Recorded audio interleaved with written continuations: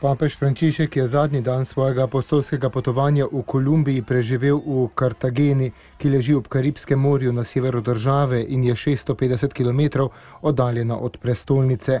Tam je blagoslovil temeljni kamen novih hiš za brezdomce in dobrodelne ustanove Talita Kum. Gre za mednarodno mrežo redovnic in redovnikov, ki pomagajo žrtvam trgovine z ljudmi. Sicer pa je papež povabil k skupni molitvi angelovega češčenja, da bi se spomnili učlovečene besede.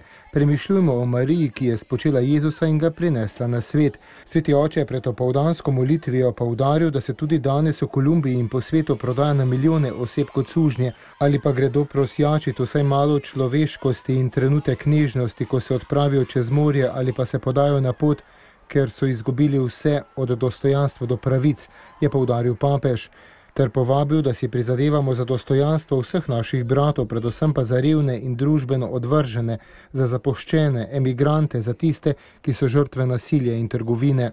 Vsi ti imajo dostojanstvo in so živa podoba Boga, vsi smo bili ustvarjeni po Božji podobi in podobnosti in Devica Marija nas vse drži v objemu kot ljubljene otroke, je dejal sveti oče in pozval, naj se z molitvijo obrnemo k materi Devici, naj nam pomaga v vseh moških in ženskah našega časa odkriti Božje obličje.